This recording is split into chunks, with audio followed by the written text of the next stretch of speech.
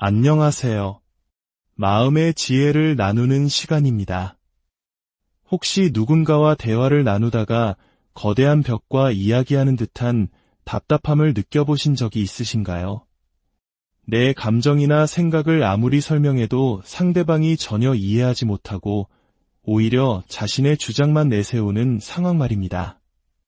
그런 관계 속에서 우리는 깊은 외로움과 무력감을 느끼게 됩니다. 오늘 우리는 건강하고 성공적인 인간관계의 가장 핵심적인 요소, 바로 공감에 대해 이야기 나누고자 합니다. 그리고 왜 어떤 사람들은 이 공감을 거부하고 심지어 공격하기까지 하는지 그들의 심리적 배경을 깊이 들여다보려 합니다. 이 시간을 통해 여러분의 관계를 더욱 풍요롭게 만들 지혜를 얻으시길 바랍니다. 먼저, 진정한 공감이란 무엇일까요? 공감은 단순히 다른 사람의 말에 동의해주는 것이 아닙니다.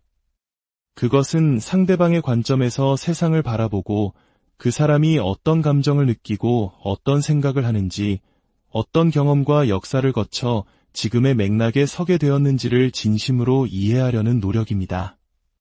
공감은 진정한 인간적 연결의 중심축입니다. 공감 능력은 단순히 말을 잘 듣는 것을 넘어 상대방의 말 뒤에 숨겨진 내면의 목소리, 그 사람의 본질, 즉 존재 그 자체를 느끼는 것입니다. 겉으로 드러나는 모습 너머에 더 깊은 이야기가 있다는 것을 알고 그 이야기를 발견하여 상대방과 온전히 연결되고자 하는 마음입니다. 이러한 공감은 우리를 지혜로 이끌어줍니다. 사람을 단순한 틀이나 범주에 끼워 맞추는 대신 그 사람의 고유한 삶과 그에게 영향을 미친 환경을 통해 입체적으로 이해하게 되기 때문입니다. 이것이야말로 한 인간이 다른 인간에게 보여줄 수 있는 가장 큰 존중의 표현일 것입니다. 그런데 참 흥미롭게도 나르시시스트적 성향을 가진 사람들의 삶에서 이 공감 능력은 거의 찾아볼 수 없습니다. 마치 그 감정이 마비된 것처럼 보입니다. 나르시시스트들은 타인을 통제하려는 욕구가 매우 강합니다. 그들은 매우 조종에 능하며 극도로 자기중심적입니다. 항상 관계에서 우월한 위치에 서기를 원합니다. 그들에게 세상은 하나의 무대와 같아서 겉으로 어떻게 보이느냐가 가장 중요합니다. 이러한 성과주의적 사고방식은 그들의 모든 행동을 지배합니다. 이들은 자신의 내면을 들여다보는 것을 극도로 두려워합니다. 자신의 연약함, 결점, 부족함을 인정하는 것을 패배라고 생각합니다. 그렇기 때문에 타인의 내면을 들여다보는 것 또한 원하지 않습니다. 만약 당신이 당신의 약한 모습을 보여준다면 그들은 자신도 그래야 할지 모른다는 생각에 불편함을 느끼고 그 자리를 피하려 할 것입니다.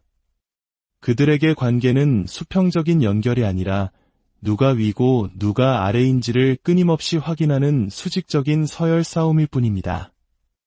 나르시시스트들은 이미 모든 답을 정해놓고 사람을 대합니다. 상황은 이래야만 해, 너는 이렇게 생각해야 해 와 같은 확고한 자기만의 규칙이 있습니다. 상호 교류나 마음을 나누는 것에 대한 필요성을 전혀 느끼지 못합니다. 결국 그들에게 사랑이나 존중은 우선순위가 아닙니다. 입으로는 사랑을 말할지 모르지만 그들의 행동은 정반대의 증거를 보여줄 뿐입니다. 더 나아가 나르시시스트들은 단순히 공감하지 않는 것을 넘어 공감이라는 가치 자체를 공격하고 조롱합니다. 만약 당신이 그들에게 공감의 중요성에 대해 이야기한다면 그들은 당신을 비웃을지도 모릅니다. 지금 나더러 그런 물러터진 사람이 되라는 거야 라고 말하면서 말이죠. 그들은 공감을 나약함의 상징으로 여깁니다. 줏대 없고 감상에나 빠지는 세상 물정 모르는 행동이라고 치부합니다. 그들은 세상을 흑과 백, 선과 악, 승자와 패자라는 이분법적 사고로만 봅니다. 그래서 다른 관점이나 생각이 존재할 수 있다는 가능성 자체를 거부합니다. 내 진실이 중요해. 내 의견이 중요해.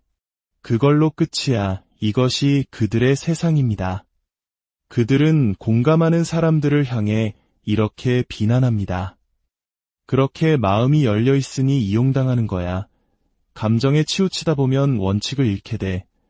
너는 기준도 없이 너무 무르기만 해 라고 말하며 공감하려는 시도 자체를 어리석고 위험한 것으로 몰아갑니다. 가정에서든 직장에서든 심지어 사회적인 논쟁 속에서도 이런 사람들을 볼 수 있습니다. 그들은 상대방이 어떻게 느끼는지, 왜 그렇게 생각하는지 알려고 하지 않습니다. 오직 상대방이 자신의 생각을 알기만을 강요합니다. 이러한 공감의 부재는 필연적으로 학대적이고 혐오적인 행동으로 이어집니다. 공감은 타인에 대한 공격성을 막아주는 완충제와 같습니다. 이 완충제가 없다면 나와 생각이 다르면 너는 틀렸고 나는 너를 싫어할 권리가 있다는 위험한 생각에 쉽게 빠지게 됩니다. 그렇다면 우리는 이처럼 공감을 거부하는 사람들을 어떻게 이해해야 할까요? 매우 안타깝지만 그들의 깊은 내면과 성장 과정을 들여다보면 그곳에는 진정한 마음의 연결이 강조되지 않았을 가능성이 큽니다. 따뜻함과 부드러움, 정서적 안정감을 느끼며 성장하지 못했을 수 있습니다. 대신 지배하고 이기는 것만이 자신의 존재 가치를 증명하는 유일한 방법이라고 배웠을 것입니다. 목소리가 가장 큰 사람, 가장 고집이 센 사람, 가장 자기 주장이 강한 사람이 결국 승리하는 환경에서 자랐을지도 모릅니다. 여기에는 미묘하지만 중요한 심리가 숨어 있습니다. 바로 편집증적인 불신입니다. 그들은 만약 자신이 마음을 열고 개인적인 이야기를 나누면 상대방이 그 약점을 이용해 자신을 공격할 것이라고 굳게 믿습니다. 그래서 누구도 신뢰하지 못하고 마음의 문을 굳게 닫아버립니다. 그들에게 공감은 동의나 굴복과 같은 의미입니다. 하지만 진실은 다릅니다. 우리는 자신의 신념을 굳건히 지키면서도 동시에 타인의 입장을 깊이 이해하고 공감할 수 있습니다.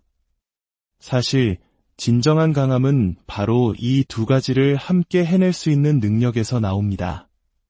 만약 여러분의 삶에 이런 사람이 있다면 여러분은 그들을 어떻게 대해야 할까요? 그들은 다른 사람을 오직 기능적인 존재로만 봅니다. 내가 나에게 뭘 해줄 수 있지? 너의 역할은 뭐야? 와 같이 모든 관계를 거래적으로 생각합니다. 그런 사람은 결코 당신에게 안전한 피난처가 되어줄 수 없습니다. 그들의 냉담함에 맞서 똑같이 싸우기보다 한 걸음 물러서서 이렇게 생각해 보시길 바랍니다. 이 관계에서 누군가는 미묘하고 섬세한 시각을 가져야 한다. 라고 말입니다.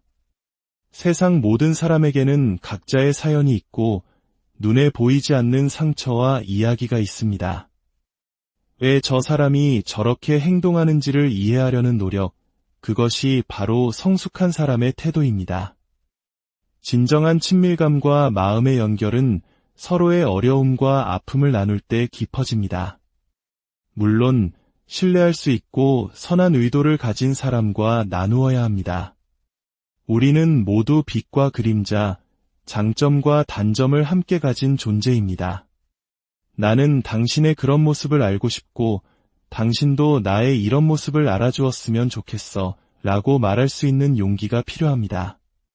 나르시시스트는 이러한 관계 맺기를 계속해서 거부할 것입니다. 그 모습이 안타까울 뿐입니다. 왜냐하면 궁극적으로 공감은 정직함과 객관성으로 이어지기 때문입니다. 다른 사람의 세상을 이해할 때 우리는 비로소 편협한 자기 자신에게서 벗어나 세상을 더 온전히 볼 수 있게 됩니다. 이해는 존엄성을 존중하는 것과 같습니다. 이것이 우리가 지켜나가야 할 마음의 공식입니다. 오늘 이야기가 당신의 마음에 울림을 주었다면 이 영상을 주변에 필요한 분들과 나누거나 채널을 구독해 주시는 것은 세상에 작은 공감의 씨앗을 심는 것과 같습니다. 여러분의 삶이 언제나 진정한 연결이 주는 따뜻함으로 가득하기를 기원합니다. 당신은 혼자가 아닙니다. 당신의 모든 날에 평화가 깃들기를 진심으로